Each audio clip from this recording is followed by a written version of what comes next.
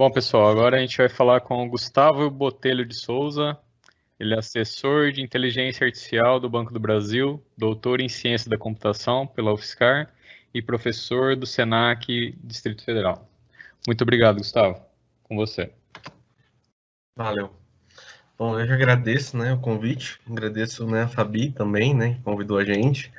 Trabalho com o pessoal lá junto com o Vitor, né, na parte de visão computacional, lá no banco, né, e eu vou apresentar para vocês um pouquinho, né, na verdade, assim, eu trabalho bastante com a parte de Deep Learning, então com algumas redes neurais profundas, né, com múltiplas camadas.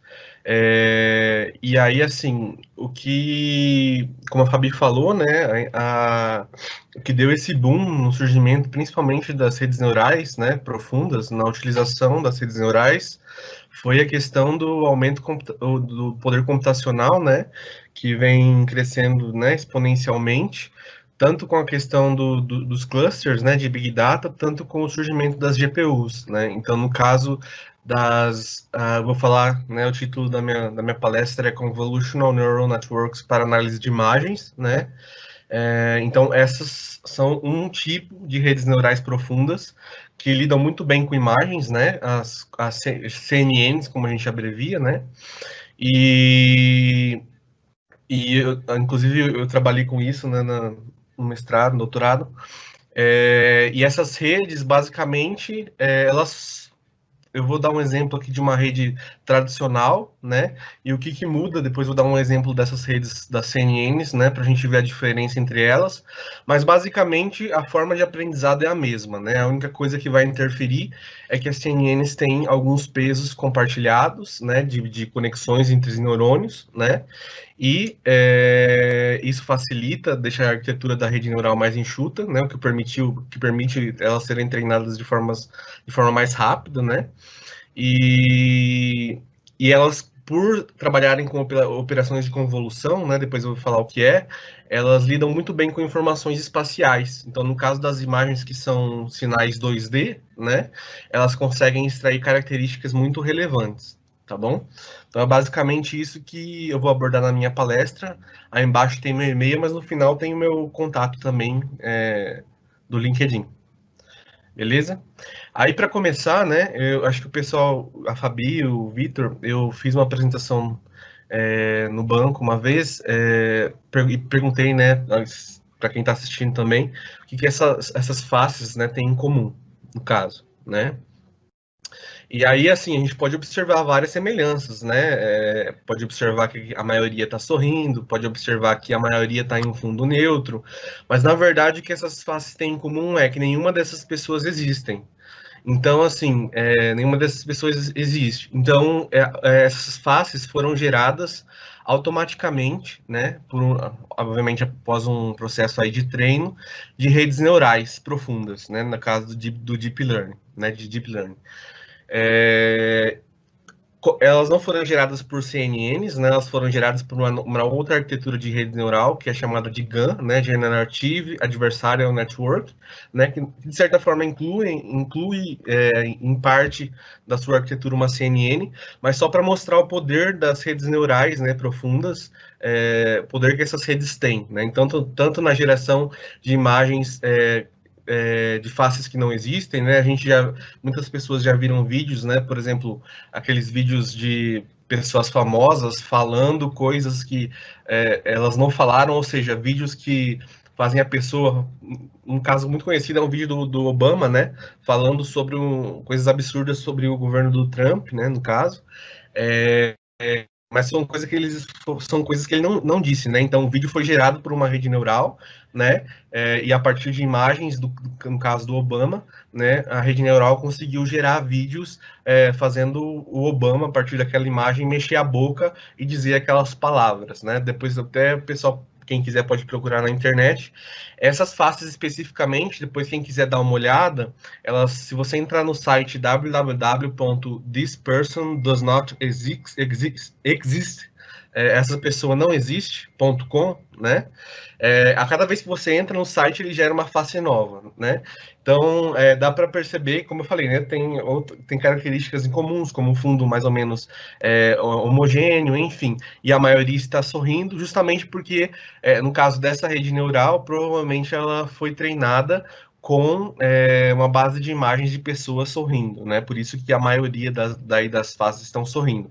Então, uma coisa muito importante no treinamento de uma rede neural é a base, né, de dados. Então, se você tem uma base, por exemplo, enviesada, no caso aí o viés seria, né, todo mundo sorrindo. A rede neural vai gerar, né, nesse caso dessa rede neural que gera imagens, faces, né, vai gerar só pessoas sorrindo, né, menos pessoas bravas, como no último caso aí, né? Então é muito importante tratar. Eu trouxe algumas considerações legais, caso alguém esteja trabalhando com redes neurais profundas, né, no Coronaton, sobre tanto na questão de treinamento, quanto algumas coisas a se tomar cuidado no treinamento de redes neurais, né? Então, nesse caso aí, só para mostrar o poder dessas redes, né? E no caso das redes convolucionais, elas não geram novas imagens, né? Elas não são redes generativas, como a gente fala, né? Mas elas são usadas para classificação de imagens, né? Então, são redes discriminativas que a gente fala, né? E qual que é a vantagem do Deep Learning, né? Na verdade, assim, existe dentro da IA três grandes vertentes, né? Três grandes abordagens. A abordagem conexionista, que trata da representação, né? Criação de algoritmos baseado no funcionamento do cérebro, ou seja, baseado em redes neurais, né? Então, essa área da IA se volta a desenvolver métodos que simulem o funcionamento do cérebro em termos das suas estruturas, né, biológicas mesmo, os neurônios, né, as sinapses, que são conexões entre os neurônios. Aí a simbólica, que trata mais da parte da semântica, sistemas especialistas, e tem também a IA, né, a inteligência artificial, a linha da inteligência artificial evolucionista, que trata mais da parte de algoritmos genéticos, que simulam, por exemplo, a competição entre espécies para que os algoritmos vão evoluindo, né? No meu caso, eu estudei mais a IA conexionista, né, que são as redes neurais, e com esse boom, né, das GPUs e dos clusters de Big Data nos últimos anos, né, nas últimas décadas, a partir dos anos 2000, né, elas puderam sair dos artigos científicos e serem colocadas em práticas, né?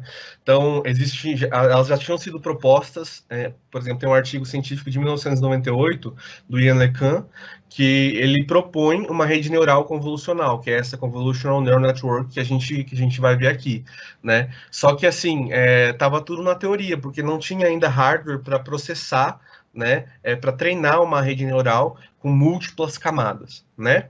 Então, por isso que hoje se fala muito em Deep Learning, né? Antes disso, a gente usava classificador para classificar imagens, né? No caso, eu trabalho muito com imagens, classificadores tradicionais, SVMs, né? Random Forest, KNN, enfim. E por que as redes de Deep Learning, né, da IA conexionista, elas são importantes, né? Por que elas obtêm resultados muito bons em várias áreas? Elas, não só na área de visão computacional, mas também na área, hoje, vem surgindo redes profundas para processamento de texto, né, NLP, Natural Language Processing, né? Porque justamente, como eu coloquei no segundo tópico desse slide, elas conseguem extrair características de alto nível a partir dos dados de entrada.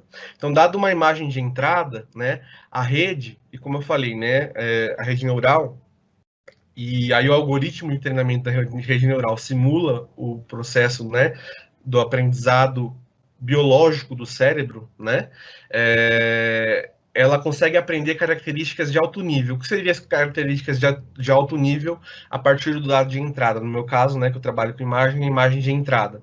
Seriam como essas características que estão nesse quadrado aí à direita, né, da tela.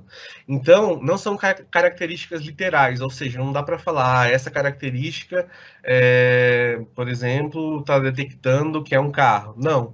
Os neurônios passam a detectar alguns padrões nos dados de entrada. Então, por exemplo, eu trabalho com bastante reconhecimento facial, então, alguns neurônios captam, por exemplo, o contorno, captam algumas regiões de sombra, captam pequenos detalhes que no fundo, no final, né, como o Vitor falou, lá na última camada da rede neural de convolução, né, que são aqueles neurônios que vão classificar, né, essa face pertence a tal pessoa, né, no final, essas características autoaprendidas de alto nível, né, fazem sentido. E elas são muito robustas. Como assim robustas, né? Mesmo que eu tenha ruído na minha imagem original, ou tenha pequenas transformações, por exemplo, a face esteja um pouquinho deslocada para a esquerda ou para a direita, ou tenha um pouco de ruído, tem uma parte da face que esteja faltando, né?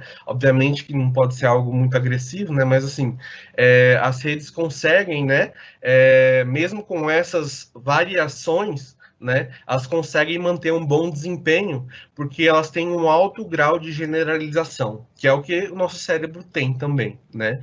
Então, as redes se tentam simular. Obviamente, a gente ainda está muito longe do que, que a gente no cérebro humano tem trilhões de neurônios, né? E a gente tem um processamento distribuído muito grande. Então, mesmo nas arquiteturas de deep learning, né, nas redes profundas, a gente ainda está bem longe de conseguir atingir o potencial do cérebro humano, mas a gente está caminhando nesse sentido, né? E aí eu queria só deixar, para quem não conhece, assim, para quem nunca trabalhou com uma rede neural, pode pensar que é uma coisa muito complexa, muito difícil, mas na verdade não é, tá? Na verdade, para quem já programou, já desenvolveu algum código, um neurônio seria, na verdade, um comando if, né? Um comando C, né? Uma condição. Então, uma das primeiras redes neurais propostas, que ainda não são as convolucionais, né? Foi a MLP, que é a Multilayer Perceptron, né? A rede MLP, ela tinha uma camada de entrada, que era o input layer, aí no caso, né? Uma camada escondida, que era o hidden layer, e uma camada de saída, que era o output layer. E aí, como que funciona o treinamento? E aí, no caso aí, como vocês podem ver, né? Cada neurônio está conectado aos neurônios da camada seguinte, tá? E aí, como que funciona o treinamento dessa rede neural? Não é complicado, tem toda uma matemática por trás, né? Mas basicamente a rede neural funciona assim, o treinamento, né? A gente usa um algoritmo chamado de backpropagation, que ele vai, como o próprio nome diz, backpropagation, ele vai propagar para trás os erros que eu tiver lá na saída final da rede. Como assim, Gustavo? Então, imagine que eu tenha como entrada, né, esses valores na minha rede neural. Esses valores podem ser valores extraídos podem ser dados vindos de qualquer origem. Então, por exemplo, no caso eu poderia ter, no meu caso que trabalho com imagens, né, eu teria os valores dos pixels entrando aqui nos primeiros neurônios, né? Os valores são decimais. No caso dos valores dos pixels, seriam valores de 0 a 255, né, valores inteiros. Mas tudo bem, vamos supor que entre esses valores decimais aí, né? Basicamente, o que a gente faz, o que a gente chama de forward pass, que a gente passa na rede até o fim, né? Então, dadas essas características, esses dados de entrada, né? Eu alimento os meus neurônios da primeira camada, e aí para cada neurônio, se o dado de entrada for maior que um limiar, geralmente a gente estipula 0,5, eu falo que esse neurônio vai ativar, ou seja, ele vai passar para frente o valor 1. Senão, ele vai passar para frente o valor 0, ou seja, ele não vai ativar. Então, só voltando no slide anterior, ó, aqui no primeiro neurônio entrou o valor 0,2, né? E aí, então, ou seja, está menor que 0,5, então esse primeiro neurônio não vai ativar. O neurônio de baixo, ele recebeu o valor de entrada 0,9. Então, é maior que 0,5, então ele vai ativar. Então, basicamente, o neurônio ele verifica os valores de entrada, se for maior que um limiar, ele ativa, se for menor que esse limiar, ele não ativa, tá? Então, é isso que aconteceu aqui. Então, o primeiro neurônio não ativou, o segundo ativou, o terceiro ativou e o quarto não ativou, né? E aí, eles propagam esses valores para frente. Então, dado esses valores, né? Esses valores eles servem para alimentar os neurônios da próxima camada, né? E aí vamos supor que alimentando os neurônios da próxima camada, eu obtenho esses valores aqui dentro de cada neurônio, né? E aí alguém pode perguntar, mas não eram valores inteiros, né? Como que você obteve esses valores reais? É porque a gente multiplica, né, o valor de cada neurônio pelo peso da conexão entre o neurônio de origem e o neurônio fim. Então, na verdade, a gente faz uma soma ponderada daqueles zeros e uns, né, da camada anterior, né? Então, vamos supor que no primeiro neurônio da camada escondida lá, ó, eu obtive o valor de 0,3. Eu faço a mesma coisa. 0,3 é maior que 0,5? Não. Então, esse neurônio não vai ativar. Ele vai passar o valor 0 para frente.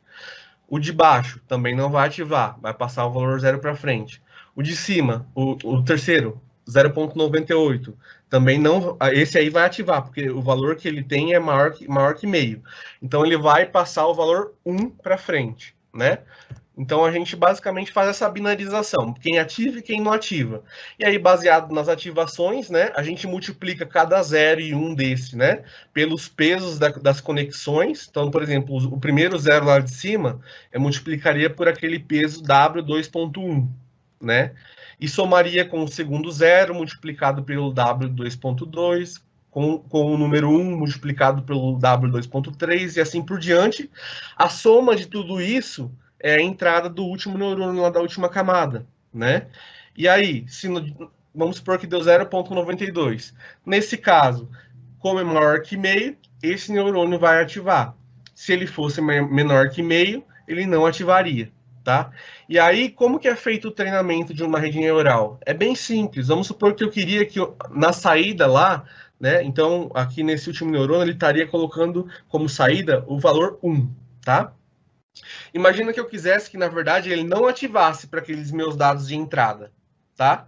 Então, a gente calcula, né, a diferença do valor que eu queria que saísse, ou seja, eu queria que ele saísse 0, né? Por isso que ali embaixo está delta igual 0, menos o valor que saiu, que é 1, no caso, né? Então, a gente teve um erro aí de 1, tá? Eu estou falando por cima, tá, gente? E aí, o que a gente vai fazer? A gente vai voltar, por isso que chama backpropagation, né? Propagação para trás. O algoritmo de aprendizado da rede neural. A gente vai voltar corrigindo os pesos da rede neural do último neurônio até a primeira camada. Então, eu não queria que aqui saísse 0 ao invés de 1, então eu vou corrigir esses pesos de W2.1, W2.2, W2.3, W2.4 e W2.5, para que na próxima vez que eu apresentar aqueles dados de entrada, eu obtenha algo mais próximo de 0 do que algo próximo de 1. Então, é assim que funciona o treinamento. Então, é como se a gente propagasse o erro para trás e a rede vai se treinando, né? Até chegar lá nos neurônios iniciais, tá? Então, não é nada muito complexo, tá? Tem toda uma matemática por trás, mas a ideia do treinamento de uma rede neural é essa, tá? Resumidamente, em linhas gerais, né? E aí, hoje, né, hoje surgiram as redes neurais profundas, justamente pelo aumento do poder computacional. Surgiram assim, né, elas puderam ser postas em prática. Como eu falei, já existiam artigos científicos na década de 90 com a proposição dessas redes, mas a gente não tinha poder para treinar, poder computacional para treinar essas redes. Aí, e o treinamento, esse backpropagation, na verdade, consiste basicamente em multiplicações de matrizes. E isso as GPUs fazem muito bem, de forma paralela. Então, por isso que as GPUs deixaram de ser exclusivas apenas dos gamers, né? E passaram a ser usadas também na computação científica, para treinamento das redes neurais profundas, tá? Opa, voltei um slide. E como eu falei, né, as redes neurais, elas, aí no caso tem uma imagem de uma competição, a Imaginet, que é uma competição mundial. Todo ano eles liberam milhões de imagens que podem ser classificadas em milhares de classes. Então, por exemplo, dá para ver aí que eu tenho classe de raposa, cachorro, gato, pato, café. São imagens, não são imagens bem simples de ser analisadas, né? São imagens complexas, então às vezes até com um plano de fundo complexo. Mas se a gente olhar o desempenho dessas redes neurais profundas, né, conforme o passar dos anos, né, e aí vindo aqui da direita para a esquerda, né, então ó, em 2010 né, usando classificadores tradicionais, o erro dos classificadores girava em torno de, na classificação dessas imagens, desse ImageNet Challenge, né, girava em torno de 28%, enquanto o erro humano é cerca de 5,5% na classificação das imagens, né, dessa base aí, ImageNet. Com o tempo, né, e aí aqui em 2012, que foi a proposta AlexNet, né, foi a primeira rede neural que foi usada nesse concurso, né, sobre essa base ImageNet, o erro já caiu de 25% para 16%. Né? Eu estou na terceira barrinha aqui da direita para a esquerda. E aí, conforme as redes foram aumentando, então, ó, ela tinha 8 camadas, depois foi proposta uma nova versão da AlexNet ainda com 8 camadas, depois foi proposta a VGG com 19 camadas, a GoogleNet com 22 camadas, e aí hoje a gente já tem redes, as ResNets, por exemplo, né, que são, né, redes convolucionais, elas têm um funcionamento um pouco diferente das redes tradicionais, mas não deixam de ser redes neurais convolucionais, né, as CNNs, que elas já obtêm erro na faixa de 3,5 nessa competição, né, na ImageNet, já passando o ser humano, né? Então, assim, o desempenho dessas redes é muito grande por causa do alto poder de generalização dos modelos, né? Justamente porque eles possuem muitos parâmetros, né? Deixa eu passar aqui para o próximo slide. E como funciona, então? Né? Como eu falei, eu mostrei basicamente, não sei se ficou muito claro, mas eu tentei passar a ideia de como seria o aprendizado de uma rede neural tradicional, no caso da MLP, né, da Multilayer Perceptron. As CNNs, elas vão funcionar do mesmo jeito. A diferença é que no quadradinho azul de baixo aqui é como se eu tivesse uma imagem, né? Então, cada tom de cinza aí representa uma tonalidade do meu pixel na imagem, né? Do meu ponto na imagem. E aí, no quadradinho de cima, eu teria 9 neurônios. Eles são dispostos, como eu falei, como se fosse na forma de uma matriz, né? E aí eu faço o que a gente chama de operação de convolução. Eu multiplico esses pesos da matriz laranja aqui pelos pesos lá dos pixels da imagem para obter o valor de ativação do neurônio laranja lá em cima, tá? Então, é como se eu fizesse, né? É como se nessa matriz laranja, cada valor aí, né, fosse o peso de uma conexão daquele neurônio laranja lá de cima com os valores dos pixels da imagem lá de baixo, tá? E aí eu vou andando com essa matriz laranja e encontrando as ativações dos neurônios da camada de cima, né? Como eu estou mostrando aí, tá? Então, basicamente, essa a diferença. É que todos os neurônios da camada de cima vão ter os mesmos pesos que estão nessa matriz laranja aí, em relação à camada inferior, no caso aqui, em relação à imagem. Se eu tivesse na camada 3, por exemplo, vamos supor que a imagem é a camada 1, né? Esse quadradinho menor seria a camada 2. Se eu tivesse na camada 3, eu teria uma outra matriz pequenininha de pesos, né, que percorreria essa matriz azul de cima, né, gerando as ativações dos neurônios da camada 3, né, da camada que não está sendo exibida aí, da camada acima desse quadradinho azul aí menor em cima, né? Então, e no final, né, como o Vitor falou, no final a gente vai ter alguns neurônios tradicionais lá no topo, né, que vão servir para identificar a classe. Então, a gente vai ter esses neurônios que operam de forma espacial, né, vamos dizer assim, com esses pesos, né, matriciais, né, que ligam uma camada até a próxima, e no topo eu tenho aqueles neurônios igual da MLP tradicional, da Multilayer Perceptron, aquela rede neural inicial lá. Né? Ou seja, todos os neurônios conectados com todos, né? E aí cada conexão tem um peso específico para si. E, por exemplo, vamos supor que eu esteja tentando classificar a imagem de gatos e cachorros, né? Então eu vou ter 2 neurônios lá no topo. Se for uma imagem de cachorro, o primeiro neurônio tende a ficar com uma probabilidade de ativação maior que o segundo. Se for uma imagem de gato, o segundo neurônio tende a ficar com uma probabilidade de ativação maior que a do primeiro, tá? Então é assim que funciona. Mas o treinamento também é por backpropagation, ou seja, se eu classifiquei errado a imagem, eu vou corrigindo meus pesos de cima para baixo, né, até a base da rede, de forma que na próxima vez eu acerte ao apresentar uma imagem nova de gato ou cachorro, por exemplo, né? E aí só rapidinho, algumas dicas, né? Então, lá no TensorFlow, né, que no Python, né, a gente tem uma biblioteca lá, o TensorFlow, né, que na verdade é um framework. Ele já vem com várias redes treinadas. Então, por exemplo, nesse caso aqui, ó, na primeira linha azul, eu estou importando uma rede neural profunda, uma CNN, né, profunda, a Inception V3, já com os pesos dela. Então, aqui, ó, dá para ver que tá Weights e Imaginet. Então, já com os pesos delas aprendidos sobre a base Imaginet, tá? E aí, outra coisa que eu queria ressaltar, depois vocês podem até ver com calma esse código, né? Eu queria ressaltar a linha verde que está lá embaixo, né? Quando vocês treinam, quando for fazer o treinamento de alguma rede neural, a gente pode usar vários métodos para fazer esse ajuste dos pesos, né? Um dos melhores, que assim a gente usa por padrão, e aí se não der certo a gente tenta outros, é esse método aqui, Adam, tá? Eu não vou entrar em detalhes, mas existem outros, né? Existe o Stochastic Gradient Descent, enfim. Mas o Adam, ele é o que tem dado melhores resultados, né, no treinamento das redes neurais profundas, e foi um dos últimos propostos, tá? E também, quando a gente trabalha com redes neurais profundas, vale notar que a gente mede, durante o treinamento, é bom você avaliar duas medidas, né, para saber se sua rede está sendo treinada da forma adequada, né?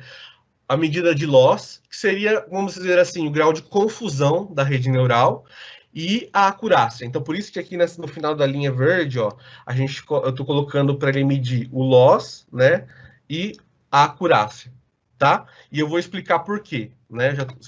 Só tem mais dois slides. A gente corre muito perigo quando a gente trabalha com redes neurais profundas, como apesar de elas terem esse poder de generalização grande, justamente porque elas têm uma grande quantidade de parâmetros, por ter essa grande quantidade de parâmetros, faz com que seja muito fácil que a rede caia no que a gente chama de overfitting, ou seja, se a gente não tiver uma quantidade apropriada de imagens na base de dados de treinamento, e essa base geralmente chega a milhares, milhões de imagens, né? A rede pode acabar ficando muito especializada nessa base de treinamento, e a hora que você joga ela para avaliar imagens que ela não conhece, ou seja, imagens de teste, né? Ela tem um desempenho muito ruim. Então é bom a gente monitorar, como eu estou mostrando nesses dois gráficos, durante o treinamento da rede neural, tanto o loss quanto a acurácia da rede. E na base de treinamento, que é a base que eu estou usando para treinar a minha rede, e na base de validação, que seria eu deixo separado um pedacinho da base de treinamento, e não uso esse pedacinho da base de treinamento para realmente treinar o modelo, para avaliar se a rede que eu estou treinando está realmente generalizando bem para esse pedacinho de base que eu deixei de fora, né? Desse pedacinho de base de treinamento que eu deixei de fora. E aí, se acontecer isso aqui, ó, por exemplo, se o loss, né, a confusão da rede, a ideia é que ele caia, né? Ou seja, a rede, a cada iteração do treinamento, que a gente chama de época, né, a rede fique menos confusa, né? Para o treinamento, beleza, ela vai caindo, né? A ideia é que ela vá caindo mesmo. Só que se para o conjunto de validação, que são essas amostras que eu deixei separadinhas lá, né, para avaliar o meu modelo, né? Se para o meu conjunto de validação, o loss, né, o grau de confusão da minha rede, foi caindo, só que de repente ele começar a aumentar, isso indica que a rede está começando a ficar especializada demais nas amostras de treinamento e está começando a ficar confusa em relação a amostras que ela não conhece, no caso, essas amostras de validação que foram deixadas de fora. E isso é um quadro de overfitting, e aí a gente tem que tratar isso. Outra questão de overfitting eu posso olhar pela acurácia. Se a acurácia no treinamento for subindo, no conjunto de validação também, né? Ela vai subindo, aumentando, conforme eu vou treinando na rede, ela vai aumentando. Mas, de repente, começar a cair, isso indica, de novo, que a rede está começando a ficar especializada demais no meu conjunto de treinamento, ou seja, ela não está aprendendo com as imagens de treinamento, ela está decorando as imagens de treinamento. E aí ela começa a ter um desempenho ruim para as imagens que ela não conhece, para as imagens de validação ou de teste. Então é sempre bom monitorar esses dois valores quando você treina uma rede neural, tá? E aí quais algumas técnicas para tratar a questão de overfit, né? Você pode uma das coisas é a questão de balanceamento da base, não ter muitas amostras só de uma classe, o ideal é que você tenha amostras, imagens, né, no caso, de mais ou menos iguais em quantidade para todas as classes. Você pode fazer um aumento da base de treinamento, por exemplo, gerando ruído nas imagens originais, conseguindo imagens novas aí, né, para treinar a rede, fazendo pequenas rotações e translações das imagens, né? O Python já tem um comando que faz esse aumento de base automaticamente para você, tá? O Python e o Keras, né, que é o TensorFlow e o Keras, que são as bibliotecas, né, que a gente usa. Tem algumas funções de regularização, aí entra mais a parte matemática, mas o modelo mais simples comecei a detectar que, por exemplo, o loss na base, a confusão da rede na base de validação, ao invés de continuar caindo, começou a subir, ou então o loss, a acurácia na base de validação, ao invés de continuar aumentando, começou a decair, eu paro o treinamento da minha rede, tá? E só então seria o early stop que a gente fala. Então a gente para o treinamento da rede ali e fica com aquela versão da rede para classificar novas imagens, tá? E só um detalhe, um último detalhe, a rede, durante o treinamento, o valor pode oscilar, tá? Então, assim, essa questão que eu falei, por exemplo, numa época, numa iteração do treinamento, pode ser que o loss para a base de validação caia um pouco, na época seguinte ele suba um pouco, na terceira época ele cai um pouquinho de novo, então pode ser que ele tenha essas osciladinhas. O que importa observar é a tendência. Se a tendência, no caso aí do loss, né, que a gente está observando o loss, se a tendência do loss na base de validação, ao invés de tá caindo, depois começa a subir, pare de treinar a rede, porque provavelmente ela está entrando nesse processo de overfitting. Então, como vocês estão na etapa de prototipação, né, eu quis trazer algumas dicas que possam ajudar, talvez, o pessoal que esteja trabalhando, né, com redes neurais. Inclusive, por exemplo, já tem pessoas, e inclusive tem desafios no Kaggle, né, para detectar COVID a partir de imagens radiográficas, tá? E aí as CNNs são muito boas para isso. E outra sugestão que eu faria, né, nesse caso, seria dividir a imagem em pedaços menores, né, nesses quadradinhos, porque além de você ter aumentar a sua base, né, ao invés de uma imagem só, você vai ter, nesse caso aí, né, 16 imagens, 16 quadradinhos menores. Depois você pode fazer uma votação dos quadradinhos, e isso dá uma robustez maior ainda para o seu classificador, tá? Era isso que eu tinha passado para vocês, não sei se ficou muito claro, né? Eu tentei ser o mais enxuto possível, e aí está o meu contato, meu contato no LinkedIn, né? E agradeço aí de novo a participação, o pessoal, a Fabi, todo mundo.